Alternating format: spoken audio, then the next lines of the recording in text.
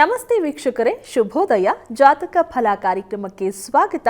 ನಾನು ಪ್ರಗತಿ ಜೈರಾಮ್. ವೀಕ್ಷಕರೇ, ಇವತ್ತು ನವರಾತ್ರಿಯ 2ನೇ ದಿನ. ಈ 2ನೇ ದಿನ ದೇವಿಯನ್ನ ಯಾವ ರೂಪದಲ್ಲಿ ಆರಾಧನೆಯನ್ನ ಮಾಡಬೇಕು, ಇವತ್ತಿನ ಆಚರಣೆ ಯಾವ ರೀತಿಯಾಗಿರಬೇಕಾಗತ್ತೆ ಅನ್ನೋದರ ಬಗ್ಗೆ ಸಂಪೂರ್ಣವಾದಂತಹ ಮಾಹಿತಿಯನ್ನ ಪ್ರಾಜ್ಞರಾದಂತಹ ಶ್ರೀಕಂಠ ಶಾಸ್ತ್ರಿಗಳು ತಿಳಿಸ್ಕೊಡ್ತಾರೆ. ಮೊದಲಿಗೆ ಅವರನ್ನ ಕಾರ್ಯಕ್ರಮಕ್ಕೆ ಸ್ವಾಗತಿಸೋಣ. ಶಾಸ್ತ್ರಿಗಳೇ ನಮಸ್ಕಾರ, ಕಾರ್ಯಕ್ರಮಕ್ಕೆ ಸ್ವಾಗತ. ನಮಸ್ಕಾರಗಳು. ಶಾಸ್ತ್ರಿಗಳೇ, ನವರಾತ್ರಿಯ 2ನೇ ದಿನಕ್ಕೆ ಕಾಲಿಟ್ಟಿದ್ದೀವಿ. ಇವತ್ತು ಯಾವ ರೀತಿಯಾಗಿ ಆ ದೇವಿಯನ್ನು ನಾವು ಸ್ಮರಣೆ ಮಾಡಬೇಕು, ಆರಾಧನೆ ಮಾಡಬೇಕು, ಆಚರಣೆ ಯಾವ ರೀತಿಯಾಗಿರಬೇಕಾಗತ್ತೆ ಅನ್ನೋದ್ರ ಬಗ್ಗೆ ನಮ್ಮ ವೀಕ್ಷಕರಿಗೆ ತಿಳಿಸ್ಕೊಡೋದಾದರೆ. ಶ್ರೀ ಗುರುಭ್ಯೋ ನಮಃ. ಹರಿ ಓಂ. ಮೂರ್ತಿತ್ವೇ ಪರಿಕಲ್ಪಿತ ಶಶಿಭೃತೌ ವರ್ತ್ಮಾ ಪುನರ್ಜನ್ಮನ ಮಾತ್ಮೇತ್ಯಾತ್ಮವಿದಾಂ ಕೃತುಶ್ಚ ಯಜತಾಂ ಭರ್ತ ಅಮರಜ್ಯೋತಿಷ ಲೋಕಾನಾಂ ಪ್ರಳಯೋದ್ಭವ ಸ್ಥಿತಿ ವಿಭಶ್ಚಾನೇಕಥಾ ಯಶರತೌ ವಾಚನ್ನ ಸದ್ದದಾತ್ವನೇಕ ಕಿರಣ ತ್ರೈಲೋಕ್ಯ ದೀಪೋ ರವಿಃ ಸರ್ವಮಂಗಲ ಮಾಂಗಲ್ಯೇ ಶಿವೇ ಸರ್ವಾರ್ಥ ಸಾಧಿಕೆ ಶರಣ್ಯೇ ತ್ರ್ಯಂಬಕೆ ಗೌರಿ ನಾರಾಯಣಿ ನಮೋಸ್ತುತೆ. ಸಮಸ್ತ ವೀಕ್ಷಕರಿಗೆ ಶುಭೋದಯ, ಶುಭ ಬೆಳಗು. ಈ ದಿವಸ ನಾವು ನವರಾತ್ರಿಯ 2ನೇ ದಿನಕ್ಕೆ ಕಾಲಿಟ್ಟಿದ್ದೇವೆ. ಈ ದಿವಸದ ಮಹಿಮೆ ಏನು ತಿಳಿಯುವ ಪೂರ್ವದಲ್ಲಿ ಇವತ್ತಿನ ಪಂಚಾಂಗವನ್ನು ಗಮನಿಸಿಕೊಳ್ಳೋಣ. ಶ್ರೀ ವಿಶ್ವಾವಸುನಾಮ ಸಂವತ್ಸರ, ದಕ್ಷಿಣಾಯನ, ಶರದೃತು, ಆಶ್ವೀಜ ಮಾಸ, ಶುಕ್ಲ ಪಕ್ಷವಾಗಿದೆ. ಈ ದಿವಸ ಮಂಗಳವಾರವಾಗಿರತಕ್ಕಂಥದ್ದು. ದ್ವಿತೀಯ ತಿಥಿ ಹಸ್ತ ನಕ್ಷತ್ರ. ಈ ದಿವಸ ಆ ಮಹಾತಾಯಿ ನೆನ್ನೆ ನಾವು ಗಮನಿಸಿದ್ವಿ. ಪ್ರಾರಂಭದ 3 ದಿನಗಳು ಮಹಾಕಾಳಿಯಾಗಿಯೂ, ಮಧ್ಯದ 3 ದಿನಗಳು ಮಹಾಲಕ್ಷ್ಮಿಯಾಗಿಯೂ, ಕೊನೆಯ 3 ದಿನಗಳು ಮಹಾ ಸರಸ್ವತಿಯಾಗಿಯೂ ಆಕೆ ಕಂಗೊಳಿಸ್ತಾಳೆ. ಆಕೆ ಜಗತ್ತನ್ನು ಪರಿಪಾಲನೆ ಮಾಡುವಲ್ಲಿ ಈ ತಮಸ್ಸು, ರಜಸ್ಸು ಹಾಗೂ ಸತ್ವ ಇವುಗಳ ಪ್ರತಿನಿಧಿಯಾಗಿ ಆಕೆ ಜಗತ್ತನ್ನು ಸೃಷ್ಟಿ, ಸ್ಥಿತಿ, ಸಂಹಾರ ಇವುಗಳನ್ನೆಲ್ಲ ಮಾಡ್ತಾ ಇದ್ದಾಳೆ ಅನ್ನೋದನ್ನು ಗಮನಿಸಿದ್ವಿ. ಈ ದಿವಸ ಆಕೆ ದ್ವಿತೀಯಂ ಬ್ರಹ್ಮಚಾರಿಣಿ, ಪ್ರಥಮಂ ಶೈಲಪುತ್ರೀತಿ, ದ್ವಿತೀಯಂ ಬ್ರಹ್ಮಚಾರಿಣಿ, ತೃತೀಯಂ ಚಂದ್ರಘಂಟೇತಿ, ಕೂಷ್ಮಾಂಡೇತಿ, ಚತುರ್ಥಕಂ ಪಂಚಮಂ ಸ್ಕಂದಮಾತೇತಿ, ಷಷ್ಠಂ ಕಾತ್ಯಾಯನೇತಿ ಚ, ಸಪ್ತಮಂ ಕಾಲರಾತ್ರಿಶ್ಚ, ಮಹಾಗೌರೀತಿ ಚಾಷ್ಟಮಂ, ನವಮಂ ಸಿದ್ಧಿಧಾತ್ರೀ ಚ, ನವದುರ್ಗಾ ಪ್ರಕೀರ್ತಿತಾ ಅಂತ ಒಂದೊಂದು ದಿನದಲ್ಲೂ ಆಕೆಯ ಸ್ವರೂಪ, ಆಕೆ ಏನನ್ನು ಆಚರಿಸಿದಳು, ನೆರವೇರಿಸಿದಳು ಇವುಗಳನ್ನು ನಾವು ಕಾಣ್ತೀವಿ. ಬ್ರಹ್ಮಚಾರಿಣಿಯ ಸ್ವರೂಪ ಈ ದಿವಸ. ಪಾರ್ವತಿ ಕೂಡ ಪರಶಿವನನ್ನು ಪಡೆಯಲೇಬೇಕು ಅಂತಕ್ಕಂಥ ಒಂದು ದೃಢ ನಿಶ್ಚಯದಲ್ಲಿ, ಸಂಕಲ್ಪದಲ್ಲಿ ಆಕೆ ತಪಸ್ಸನ್ನು ಮಾಡಲಿಕ್ಕೆ ಹೊರಟಂಥ ಯಾವ ಆ ಶಕ್ತಿ ಇದೆ ಅದನ್ನೇ ಬ್ರಹ್ಮಚಾರಿಣಿ ಅಂತ ನಾವು ಆಚರಣೆ ಮಾಡ್ತಕ್ಕಂಥದ್ದು. ಬ್ರಹ್ಮ ಶಕ್ತಿ ಅಂತಕ್ಕಂಥದ್ದು ಅದು ಅರಿವಿನ ಶಕ್ತಿ ಅಂತ. ಪಾರ್ವತಿಗೆ ಶಿವ ಆ ಶಿವನ ಒಂದು ಸ್ವರೂಪ ಅರ್ಥವಾಗಬೇಕಾಗಿತ್ತು, ಅರಿವಾಗಬೇಕಾಗಿತ್ತು, ಆ ಅರಿವನ್ನು ಪಡ್ಕೊಳ್ಬೇಕಾಗಿತ್ತು. ಹೀಗಾಗಿ ಆಕೆ ತಪಸ್ಸಿಗೆ ನಿರತಳಾದಳು. ಹೀಗಾಗಿ ನಾವು ಈ ದಿವಸ ಏನಪ್ಪ ಮಾಡಬೇಕು, ನಾವು ಹಾಗೆ ನಮಗೂ ಯಾವುದೋ ಒಂದು ಅರಿವು ಬೇಕಲ್ಲ. ಸಾಮಾನ್ಯವಾಗಿ ಏನಾಗುತ್ತೆ, ನಮ್ಮ ಕೆಲಸಗಳಲ್ಲಿ ಅದರ ಒಂದು ಕೌಶಲ್ಯ ನಮಗೆ ಅರ್ಥ ಆಗಬೇಕಾಗಿರುತ್ತೆ. ವಿದ್ಯಾರ್ಥಿಗಳಿಗೆ ಏನನ್ನು ಅಧ್ಯಯನ ಮಾಡ್ತಾ ಇದ್ದಾರೆ ಅದರ ಒಂದು ಸಾರಸತ್ವ ಅರ್ಥ ಆಗಬೇಕಾಗಿರುತ್ತೆ. ಹೀಗೆ ಯಾವ್ಯಾವ ರಂಗದಲ್ಲಿ ಇದ್ದೀರೋ ಆಯಾ ರಂಗಗಳಲ್ಲಿ ಅದರ ಸತ್ವ ಅದು ಅರ್ಥ ಆಗದ ಹೊರತು ಅದರಲ್ಲಿ ಗೆಲುವು ಸಾಧ್ಯ ಇಲ್ಲ. ಆ ರೀತಿಯಲ್ಲಿ ನಾವು ಈ ನವರಾತ್ರಿಯನ್ನು ಸ್ವೀಕರಿಸಬೇಕಾಗುತ್ತೆ. ಪಾರ್ವತಿ ಹಾಗೆ ನಿಶ್ಚಲವಾದ ತಪಸ್ಸು ಅಂತಂದರೆ ಘೋರಾತಿ ಘೋರ ತಪಸ್ಸು ನಾವು ಪುರಾಣಗಳಲ್ಲಿ ಕಾಣ್ತೀವಿ. ಅದರಲ್ಲೂ ದೇವಿ ಭಾಗವತದಲ್ಲಿ, ಕಾಳಿಕಾ ಪುರಾಣದಲ್ಲಿ, ಬ್ರಹ್ಮಾಂಡ ಪುರಾಣದಲ್ಲಿ, ಅಲ್ಲೆಲ್ಲ ಪ್ರಧಾನವಾಗಿ ದೇವಿ ಭಾಗವತದಲ್ಲಿ, ಮಾರ್ಕಂಡೇಯ ಪುರಾಣ ವಿವರಿಸ್ತಕ್ಕಂಥ ಆ ಒಂದು ಭಾಗದಲ್ಲಿ ನಾವು ಕಾಣ್ತಕ್ಕಂಥದ್ದೇನಪ್ಪ ಅಂದರೆ ಪಾರ್ವತಿಯ ಅಚಲವಾದ ತಪಸ್ಸು. ಆಕೆ ಹೇಗೆ ಎಲ್ಲವನ್ನ ಮನೆ, ಮಠ, ಮತ್ತೊಂದು ಮಗದೊಂದು ಈ ಯಾವುಗಳ ಪಾಶಕ್ಕೂ ಒಳಗಾಗದೆ, ಮೋಹಕ್ಕೆ ಬಲಿಯಾಗದೆ, ಮರುಳಾಗದೆ ಆಕೆ ಹಿಮಾಚಲದ ತಪ್ಪಲಿನಲ್ಲಿ ತಪಸ್ಸಿಗೆ ಕುಳಿತಾ ಇದ್ದಾಳೆ. ಪರಮೇಶ್ವರನನ್ನು ಒಲಿಸಿಕೊಂಡೇ ಸಿದ್ಧ. ಆ ರೀತಿಯ ತಪಸ್ಸು ಬೇಕು ನಮಗೆ. ನಾವು ಯಾವುದನ್ನಾದರೂ ಮಹತ್ತರವಾದದ್ದನ್ನು ಸಾಧಿಸಬೇಕಾಗಿದ್ದರೆ, ಸಂಪಾದಿಸಬೇಕಾಗಿದ್ದರೆ, ಅದನ್ನು ಪಡ್ಕೊಳ್ಬೇಕಾಗಿದ್ದರೆ ತಪಸ್ಸು ಬೇಕಾಗುತ್ತೆ. ಎಲ್ಲವನ್ನು ಪಕ್ಕಕ್ಕಿಟ್ಟು ಮಗ್ನರಾಗಿಬಿಡ್ತಕ್ಕಂಥದ್ದು. ಈ ದಿವಸ ನೀವು ನಿಮ್ಮ ಮನೆಗಳಲ್ಲಿ ಆ ದೇವಿಯ ಫೋಟೋ ಅಥವಾ ವಿಗ್ರಹ ಯಾವುದೇ ಸರಿ ಅಮ್ಮನವರನ್ನು ಸ್ಥಾಪನೆ ಮಾಡಿ ಅಮ್ಮನವರಿಗೆ ಸಕ್ಕರೆ, ಅಲ್ಲಿ ಹೇಳುತ್ತೆ ದ್ವಿತೀಯಾಯಾಂ ಶರ್ಕರಾಯ ಪೂಜೆಯೇ ಜಗದಂಬಿಕಾ. ಸಕ್ಕರೆಯಿಂದ ನೀವು ಅಂಬಿಕೆಯನ್ನು ಪೂಜಿಸಿಬಿಟ್ರೆ ಈ ದಿವಸ ಅಭಿಷೇಕ, ಸ್ವಲ್ಪ ಮಟ್ಟಿಗೆ ಸಕ್ಕರೆಯನ್ನು ತೆಗೆದುಕೊಂಡು ಆ ತಾಯಿಗೆ ಸಕ್ಕರೆಯನ್ನು ಸಮರ್ಪಣೆ ಮಾಡ್ತಕ್ಕಂಥದ್ದು, ಸಕ್ಕರೆಯಿಂದ ಅಭಿಷೇಕವನ್ನು ಮಾಡ್ತಕ್ಕಂಥದ್ದು, ಸಕ್ಕರೆಯಿಂದ ಮಾಡಿರ್ತಕ್ಕಂಥ ನೈವೇದ್ಯಗಳನ್ನು ಸಮರ್ಪಣೆ ಮಾಡ್ತಕ್ಕಂಥದ್ದು. ಜೊತೆಗೆ ಶರ್ಕರಾ ಪ್ರದದಿಯೇ ದ್ವಿಪ್ರ ದೀರ್ಘಾಯುರ್ ಜಾಯತೆ ನರಹ ಅಂತ ಒಂದು ಮಾತನ್ನು ಹೇಳುತ್ತೆ. ಯಾರಾದರೂ ಅನಾರೋಗ್ಯದಿಂದ ಬಳಲ್ತಾ ಇದ್ದರೆ ಅವರಿಗೆ ನೋಡಿ ಈ ಸಕ್ಕರೆಯನ್ನು ಈ ದಿವಸ, ಎರಡನೇ ದಿವಸ ಆ ಲಲಿತೆಯ ಪೂಜೆಯನ್ನು ಮಾಡಿ ಅಥವಾ ದುರ್ಗೆಯ ಪೂಜೆಯನ್ನು ಮಾಡಿ ಆ ಸಕ್ಕರೆಯನ್ನು ಯಾರಾದರೂ ಉತ್ಕೃಷ್ಟವಾದ, ಯಾರು ದೇವಸ್ಥಾನಗಳಲ್ಲಿ ಈ ಜಪ ಅನುಷ್ಠಾನ ತಪ ಆ ದುರ್ಗೆಯ ತಪೋನಿರತರಾಗಿದ್ದಾರೋ ಅಂಥವರಿಗೆ ಈ ಸಕ್ಕರೆಯನ್ನು ಎಷ್ಟು ಸಾಧ್ಯವಾಗುತ್ತೆ ಅಷ್ಟು ಸಕ್ಕರೆಯನ್ನು ನೀವು ತಗೊಂಡು ಹೋಗಿ ಈ ದಿವಸ, ಎರಡನೇ ದಿವಸ ಏನಾದರೂ ಸಮರ್ಪಣೆ ಮಾಡಿದ್ರೆ ದೀರ್ಘಾಯುರ್ಜಾಯತೆ ನರಹ ಅಂತ.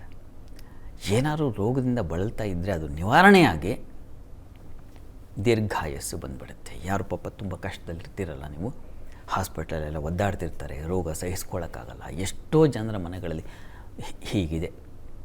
ಒಂದೊಂದು ಮನೆಯಲ್ಲೂ ಸಾಮಾನ್ಯವಾಗಿ ಯಾವುದೋ ಒಂದು ತೊಂದರೆಯಿಂದ ಬಳಲ್ತಾ ಇರ್ತಾರೆ. ಹಾಗೇನಾದರೂ ನಿಮಗೆ ತುಂಬ ತೀವ್ರವಾಗಿದೆಯಪ್ಪ, ಇದರಿಂದ ನಾವು ಹೊರಗೆ ಬಂದುಬಿಡಬೇಕು ಅಂತಿದ್ದರೆ ಈ ದಿವಸ ನೋಡಿ, ಭಾಗವತದ ದೇವಿ ಭಾಗವತದ ಒಂದು ಮಾತಿದು, ಅದನ್ನು ಕೊಟ್ಟುಬಿಟ್ರೆ ಯಾವುದಾದ್ರೂ ದೇವಸ್ಥಾನದಲ್ಲಿ ಅರ್ಚಕರಿಗೆ ತುಂಬ ಅನುಷ್ಠಾನಪರರಾಗಿರಬೇಕು ಅಂಥವರಿಗೆ ಇದನ್ನು ಹೋಗಿ ನೀವು ದಾನ ಮಾಡಿದ್ರೆ ಈ ದಿವಸ ನೋಡಿ ನಿಮ್ಮ ಎಲ್ಲ ರೋಗ ನಿವಾರಣೆಯಾಗಿ ಆರೋಗ್ಯ ಸಿದ್ಧಿಯಾಗುತ್ತೆ. ಇದು ಒಂದು ಭಾಗ.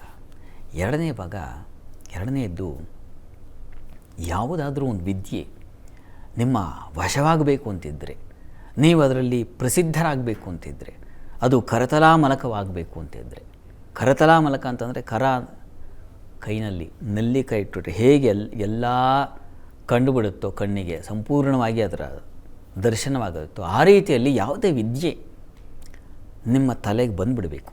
ವಿದ್ಯಾರ್ಥಿಗಳ ಆದಿಯಾಗಿ ಕಷ್ಟ ಆಗ್ತಿದೆಯಪ್ಪ, ನನಗೆ ಆಗ್ತಾಯಿಲ್ಲ ಪಾಸ್ ಮಾಡೋದು, ಹೇಗೆ ನೋಡಿ ಈ ದಿವಸ ದುರ್ಗೆಯ ಆರಾಧನೆಯನ್ನು ಮಾಡಿದ್ರೆ, ಅದರಲ್ಲಿ ಸಕ್ಕರೆಯನ್ನು ಸಮರ್ಪಣೆ ಮಾಡಿ ದುರ್ಗಾ ಸನ್ನಿಧಾನಕ್ಕೆ ಹೋಗಿ ಒಂದು ಪಾತ್ರೆಯಲ್ಲಿ, ಯಾವುದಾದ್ರು ಕಂಚಿನ ಪಾತ್ರೆ ಆಗಬಹುದು, ಹಿತ್ತಾಳೆ ಆಗಬಹುದು, ನಿಮ್ಮ ಶಕ್ತಿಯಾನುಸಾರ, ಅಥವಾ ಯಾವುದೂ ಇಲ್ಲಪ್ಪ ಅಂತಂದರೆ ದೊನ್ನೆಯಲ್ಲೂ ಆಗಬಹುದು, ಆ ದೊನ್ನೆಯಲ್ಲಿ ಸಕ್ಕರೆಯನ್ನು ತುಂಬಿ ನೀವು ದುರ್ಗಾ ಸನ್ನಿಧಾನಕ್ಕೆ ಹೋಗಿ ಅದನ್ನು ಸಮರ್ಪಣೆ ಮಾಡಿದ್ರೆ ಈ ದಿವಸ ಆ ಬ್ರಹ್ಮಚಾರಿಣಿ ಆಕೆ ಹೇಗೆ ತಪಸ್ಸನ್ನು ಮಾಡಿ ಶಿವನನ್ನು ಪಡೆದೇ ಬಿಟ್ಟಲೋ, ಎಷ್ಟು ಕಠಿಣವಾದ ತಪಸ್ಸು, ಆ ಥರ ನಾವು ತಪಸ್ಸು ಮಾಡೋಕ್ಕೆ ಸಾಧ್ಯ ಇಲ್ಲ.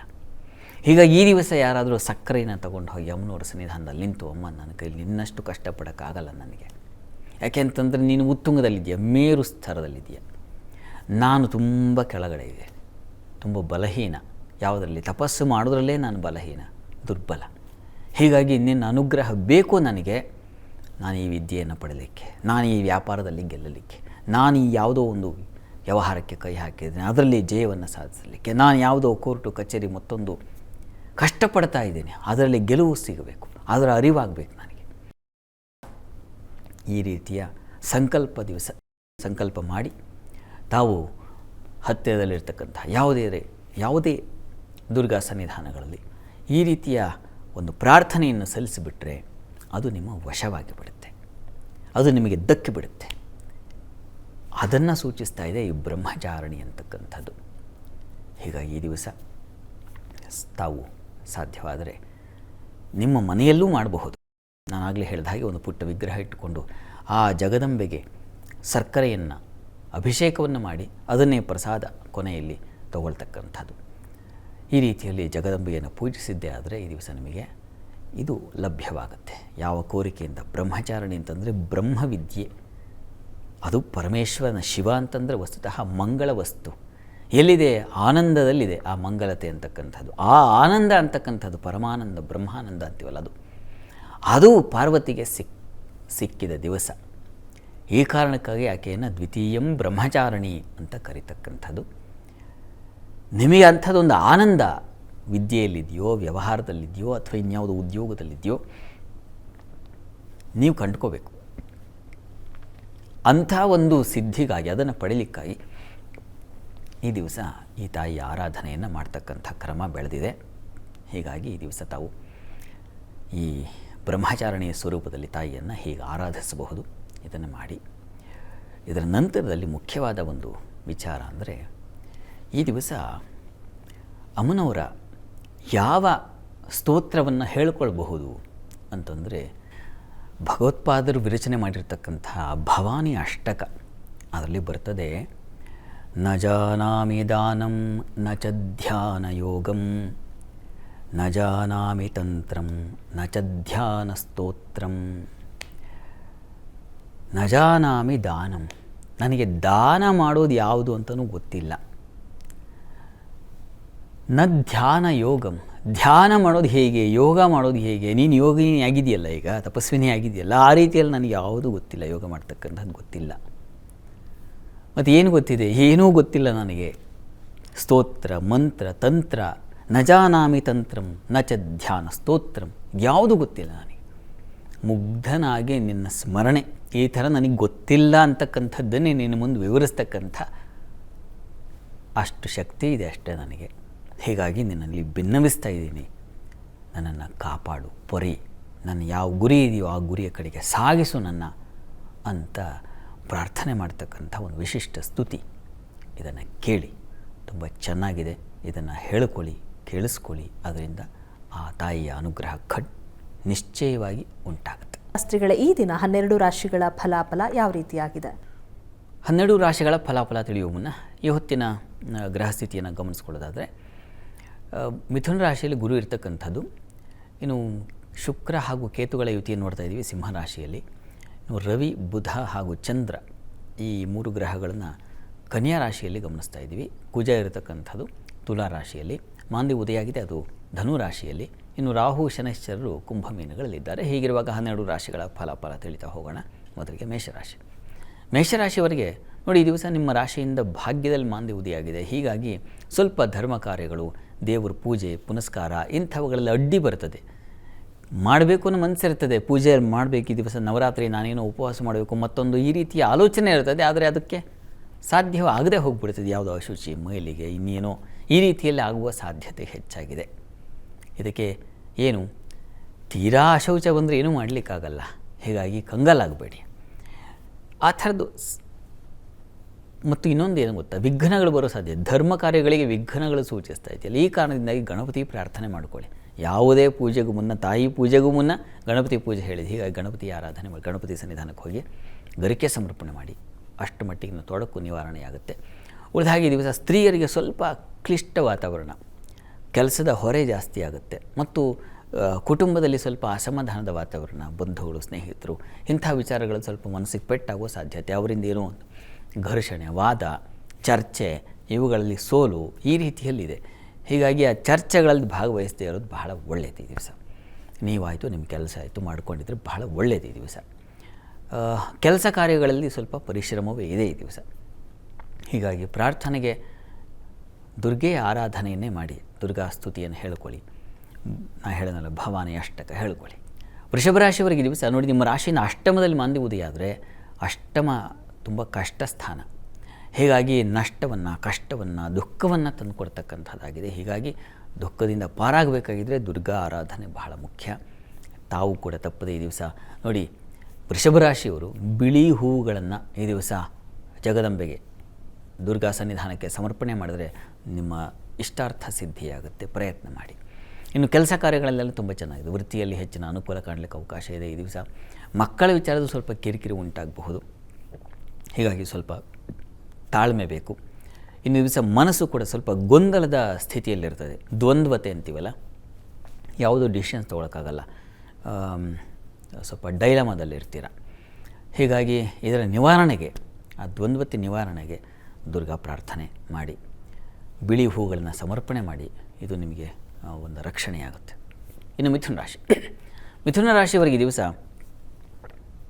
ಬಂಧು ಬಾಂಧವರು, ಸ್ನೇಹಿತರು ಇವ್ರ ಜೊತೆಗೆ ಹೆಚ್ಚಿನ ಆತ್ಮೀಯತೆ, ಒಡನಾಟ ತುಂಬ ಚೆನ್ನಾಗಿರ್ತದೆ ಈ ದಿವಸ. ಎಲ್ಲರೂ ಒಟ್ಟಾಗಿ ದುರ್ಗಾ ಸನ್ನಿಧಾನಕ್ಕೆ ಹೋಗೋದು ಅಥವಾ ಯಾವುದೋ ಒಂದು ಕ್ಷೇತ್ರ ದರ್ಶನ ಮಾಡೋದು, ಈ ರೀತಿಯ ಒಂದು ಸಾಧ್ಯತೆ ಇದೆ.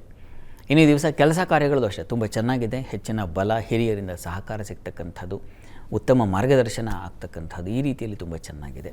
ದಾಂಪತ್ಯದಲ್ಲಿ ಸ್ವಲ್ಪ ಅಸಮಾಧಾನ, ಸಂಗಾತಿಯ ವಿಚಾರದಲ್ಲಿ ಸ್ವಲ್ಪ ಮನಸ್ಸಿಗೆ ಪೆಟ್ಟು ಬೀಳೋದು, ಏನೋ ಒಂದು ರೀತಿಯ ಭಿನ್ನಾಭಿಪ್ರಾಯಗಳು ಬರುವ ಸಾಧ್ಯತೆ, ತನ್ನ ಮೂಲಕ ಮೌನ, ಈ ರೀತಿಯ ಸ್ವಲ್ಪ ಅದೊಂದು ತೊಂದರೆ ಸೂಚಿಸ್ತಾ ಇದೆ ಈ ದಿವಸ.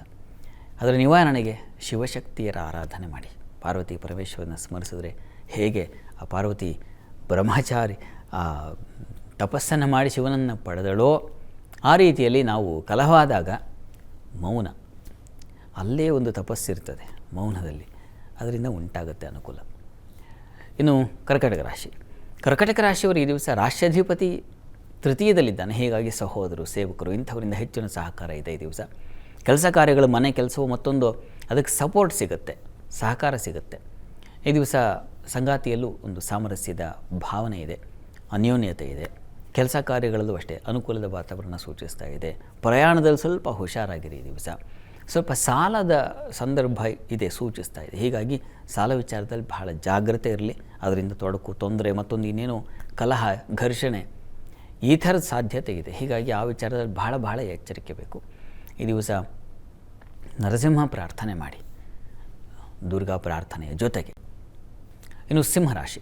ಸಿಂಹರಾಶಿಯವರಿಗೆ ಈ ದಿವಸ ಕುಟುಂಬ ಸೌಖ್ಯತೆ ಕಾಣ್ತಾ ಇದೆ. ಹೆಣ್ಣುಮಕ್ಕಳಿಗೆ ಮನೆಯಲ್ಲಿ ಒಂದು ವಿಶೇಷವಾದ ಪ್ರಾಧಾನ್ಯತೆ ಸಿಗುತ್ತೆ. ನಿಮ್ಮ ಪೂಜೆ, ನಿಮ್ಮ ಒಂದು ತಪಸ್ಸು, ಧ್ಯಾನ, ಇವುಗಳಿಗೆ ಮನೆಯಲ್ಲೂ ಒಂದು ಆಸ್ಪದ ಕೊಡ್ತಾರೆ. ನೀವು ಮಾಡು ನವರಾತ್ರಿ, ತೊಂದರೆ ಇಲ್ಲ, ಈ ರೀತಿಯ ಒಂದು ಮನಸ್ಸಿಗೆ ಹಿತವಾದ ವಾತಾವರಣ ಕಾಣ್ತೀರ. ಕೆಲಸ ಕಾರ್ಯಗಳಲ್ಲೂ ತುಂಬ ಅನುಕೂಲದ ವಾತಾವರಣ ಸೂಚಿಸ್ತಾ ಇದೆ. ಈ ದಿವಸ ನಿಮಗೆ ಏನಪ್ಪ ಅಂದರೆ, ಪಂಚಮದಲ್ಲಿ ಮಾಂದಿ ಇದ್ದರೆ ಸ್ವಲ್ಪ ನಿಮಗೆ ಗೊಂದಲದ ವಾತಾವರಣ, ನೀವು ಕೂಡ ಡೈಲಮ ಅಂತೀವಲ್ಲ, ಆ ರೀತಿಯಲ್ಲಿ ಇದ ಈ ಥರದ್ದು ಸಂಶಯ ಶುರುವಾಗ್ಬಿಡುತ್ತೆ. ಹೀಗಾಗಿ ಗುರು ಪ್ರಾರ್ಥನೆ ಮಾಡಿ, ಗುರುಗಳ ಮಾರ್ಗದರ್ಶನ ತೆಗೆದುಕೊಳ್ಳಿ, ಗುರು ದರ್ಶನ ಮಾಡಿ. ಇದರಿಂದ ನಿಮಗೆ ಹೆಚ್ಚಿನ ಅನುಕೂಲ ಉಂಟಾಗುತ್ತೆ. ವಿದ್ಯಾರ್ಥಿಗಳಿಗೂ ಅಷ್ಟೇ ಸ್ವಲ್ಪ ಮಟ್ಟಿಗೆ ಹೈಯರ್ ಸ್ಟಡೀಸ್ ಅವರಿಗೆ ಸ್ವಲ್ಪ ಗೊಂದಲದ ವಾತಾವರಣ, ಇನ್ನೇನೋ ಜಗಳ, ಕಲಹ, ಸ್ವಲ್ಪ ಕೋಪ ವಾತಾವರಣ, ಇದೆಲ್ಲ ಸೂಚಿಸ್ತಾ ಇದೆ. ಶಾಂತವಾಗಿರಿ. ಯಾದೇವೇ ಸರ್ವಭೂತೇಷು ಶಾಂತಿ ರೂಪೇಣ ಸಂಸ್ಥಿತ. ನಮಸ್ತಸ್ಯೈ ನಮಸ್ತಸ್ಯೈ ನಮಸ್ತಸ್ಯೈ ನಮೋ ನಮಃ, ಈ ಮಂತ್ರ ಹೇಳ್ಕೊಳ್ಳಿ. ಇನ್ನು ಕನ್ಯಾ ರಾಶಿ. ಕನ್ಯಾ ರಾಶಿಯವರಿಗೆ ದಿವಸ ನೋಡಿ, ನಿಮ್ಮ ರಾಶಿಯಲ್ಲೇ ಚಂದ್ರ ಇದ್ದಾನೆ, ಲಾಭಾಧಿಪತಿ. ಹಾಲು ಹೈನು ವ್ಯಾಪಾರಿಗಳಿಗೆ, ಹೂವಿನ ವ್ಯಾಪಾರಿಗಳಿಗೆ, ಹಣ್ಣಿನ ವ್ಯಾಪಾರಿಗಳಿಗೆ ಸಮೃದ್ಧವಾದ ಲಾಭ ಬರತಕ್ಕಂಥ ಸಾಧ್ಯತೆ ಇದೆ. ಸಂಗಾತಿಯಲ್ಲೂ ಅಷ್ಟೇ ಸಾಮರಸ್ಯದ ವಾತಾವರಣ. ವೃತ್ತಿಯಲ್ಲಂತೂ ತುಂಬ ಚೆನ್ನಾಗಿದೆ. ನಿಮ್ಮ ಕೆಲಸಗಳಲ್ಲಿ ನೀವೇ ಯಜಮಾನರು, ಆ ರೀತಿಯಲ್ಲಿ ಕೆಲಸ ತುಂಬ ಚೆನ್ನಾಗಿದೆ. ಸಹಕಾರ ಸಿಗುತ್ತೆ, ಬುದ್ಧಿವಂತರ ಸಹಕಾರ ಸಿಗುತ್ತೆ. ಇದು ತುಂಬ ಚೆನ್ನಾಗಿದೆ. ಪ್ರಯಾಣದಲ್ಲಿ ಸ್ವಲ್ಪ ತೊಂದರೆ ಸೂಚಿಸ್ತಾ ಇದೆ. ಈ ಕೋರ್ಟು, ಕಚೇರಿ, ಭೂಮಿ ಮತ್ತು ಬೆಂಕಿ, ಈ ಸಂಬಂಧಿಯ ಸ್ವಲ್ಪ ತೊಂದರೆ ಸೂಚಿಸ್ತಾ ಇದೆ. ಸ್ವಲ್ಪ ಹುಷಾರಾಗಿರಿ. ಸಾಧ್ಯವಾದರೆ ದುರ್ಗಾ ಸಪ್ತಶತಿ ಪಾರಾಯಣ, ಶ್ರವಣ ಇದನ್ನು ಮಾಡೋದು ತುಂಬ ಒಳ್ಳೆಯದು. ಇನ್ನು ತುಲಾರಾಶಿ. ತುಲಾರಾಶಿಯವರಿಗೆ ಈ ದಿವಸ ಹೆಣ್ಣು ಮಕ್ಕಳಿಗೆ ಅತಿಯಾದ ಪರಿಶ್ರಮ ಸೂಚಿಸ್ತಾ ಇದೆ. ಮನೆ ಕೆಲಸ, ಪೂಜೆ ಕೆಲಸ, ಮತ್ತೊಂದು ಮಗದೊಂದು, ಒಂದಲ್ಲ ಹೀಗೆ ಹಲವು ಕೆಲಸಗಳು, 4-5 ಹೊರೆ ಬಿದ್ದುಬಿಡುತ್ತೆ ನಿಮಗೆ. ಹೀಗಾಗಿ ಸ್ವಲ್ಪ ಕೆಲಸದಲ್ಲಿ ಹೊರೆ. ವೃತ್ತಿಯಲ್ಲೂ ಅಷ್ಟೇ ಸ್ವಲ್ಪ ಹೆಚ್ಚಿನ ಪರಿಶ್ರಮ ಬರತಕ್ಕಂಥ ಸಾಧ್ಯತೆ, ಎಲ್ಲ ನಿಮ್ಮ ತಲೆ ಮೇಲೆ ಬಿದ್ದುಬಿಡೋದು. ಮತ್ತು ಸ್ವಲ್ಪ ಆತಂಕವನ್ನು ಸೂಚಿಸ್ತಾ ಇದೆ. ಭಯ, ಆತಂಕ ಜೊತೆಗೆ ಒಂದು ರೀತಿಯ ಗೊಂದಲ, ಇದನ್ನು ಸೂಚಿಸ್ತಾ ಇದೆ. ಹೀಗೆ ಸ್ವಲ್ಪ ನಿಮಗೆ ಈ ದಿವಸ ಅತಂತ್ರವಾಗಿ. ಸಂಗಾತಿ ವಿಚಾರದಲ್ಲಿ ಸ್ವಲ್ಪ ಮಟ್ಟಿಗೆ ಪರವಾಗಿಲ್ಲ, ಅವರ ಸಪೋರ್ಟ್, ಸಹಕಾರ ನಿಮಗೆ ಸ್ವಲ್ಪ ಧೈರ್ಯ ತಂದು ಕೊಡುತ್ತೆ. ಪ್ರಾರ್ಥನೆಗೆ ಏನಪ್ಪ ಮಾಡೋದು ಅಂದರೆ, ತಪ್ಪದೇ ಈ ದಿವಸ ನೀವು ಅಮ್ಮನವರ ಸನ್ನಿಧಾನಕ್ಕೆ ಸ್ವಲ್ಪ ಘೃತ, ತುಪ್ಪ ತೊಗೊಂಡು ಹೋಗಿಕೊಟ್ರೆ ತುಂಬ ಒಳ್ಳೆಯದು. ಇನ್ನು ವೃಶ್ಚಿಕ ರಾಶಿ. ವೃಶ್ಚಿಕ ರಾಶಿಯವರು ಈ ದಿವಸ ವಿಶೇಷವಾದ ಲಾಭವನ್ನು ಕಾಣಲಿಕ್ಕೆ ಅವಕಾಶ ಇದೆ. ವ್ಯಾಪಾರಿಗಳಿಗೆ ತುಂಬ ಚೆನ್ನಾಗಿದೆ. ವೃತ್ತಿಯಲ್ಲಿರ್ತಕ್ಕಂಥವ್ರಿಗೆ ತುಂಬ ವಿಶೇಷವಾದ ಅನುಕೂಲ, ಸಹಕಾರಗಳು ಸಿಗ್ತಕ್ಕಂತಹ ಸಾಧ್ಯತೆ ಇದೆ ಈ ದಿವಸ. ಸಂಗಾತಿಯ ವಿಚಾರದಲ್ಲಿ ಒಂದು ಸಾಮರಸ್ಯದ ಭಾವನೆ ಉಂಟಾಗುತ್ತೆ. ಈ ದಿವಸದ ಮಟ್ಟಿಗೆ ಸ್ವಲ್ಪ ಹಣಕಾಸಿಗೆ ಸ್ವಲ್ಪ ಕಷ್ಟ ಬರಬಹುದು, ಒದ್ದಾಟವಾಗಿಬಿಡುತ್ತೆ, ಆ ರೀತಿಯಲ್ಲಿದೆ. ಮತ್ತು ಮಾತು, ಘರ್ಷಣೆ, ಜಗಳಕ್ಕೆ ಮಾತು ಮೂಲ ಆಗಿಬಿಡುತ್ತೆ. ಹೀಗಾಗಿ ಬಹಳ ಎಚ್ಚರವಾಗಿರಬೇಕು. ಮಾತಿನ ವಿಚಾರದಲ್ಲಿ, ಹಣಕಾಸಿನ ವಿಚಾರದಲ್ಲಿ, ಬ್ಯಾಂಕುಗಳಲ್ಲಿ ಕೆಲಸ ಮಾಡೋರು ಮತ್ತೊಬ್ಬರು ಟ್ರಾನ್ಸಾಕ್ಷನ್ ಮಾಡುವ ಸಂದರ್ಭದಲ್ಲೋ ತುಂಬ ಹುಷಾರಾಗಿರಿ.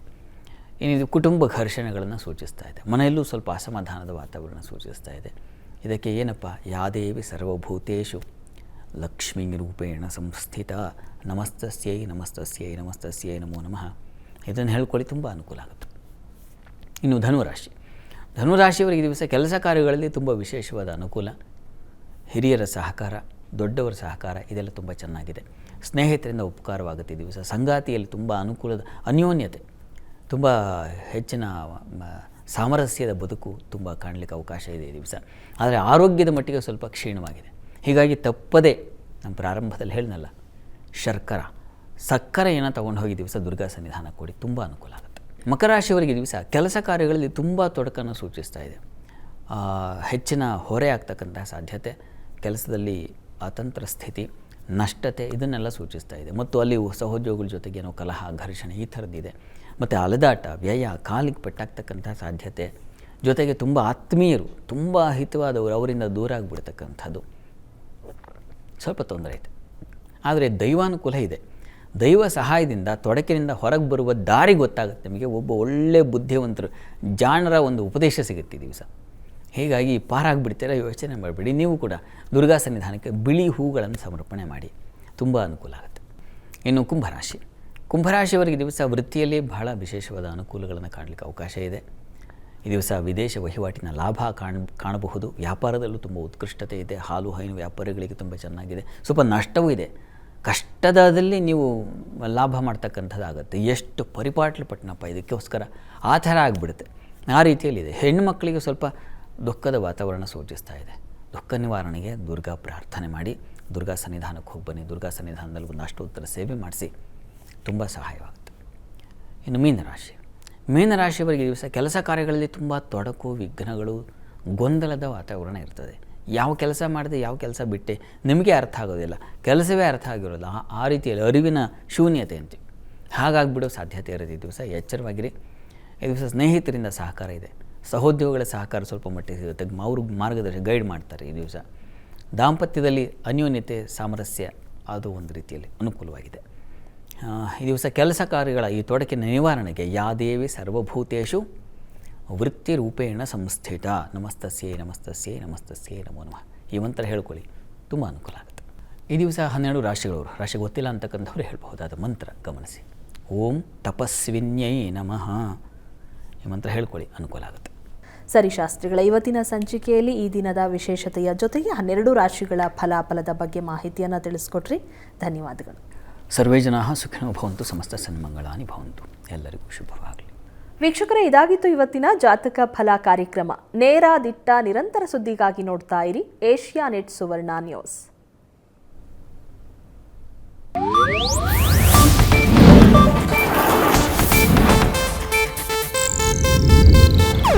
ಇದು ಏಷ್ಯಾನೆಟ್ ನ್ಯೂಸ್ ನೆಟ್ವರ್ಕ್ ಪ್ರಸ್ತುತಿ.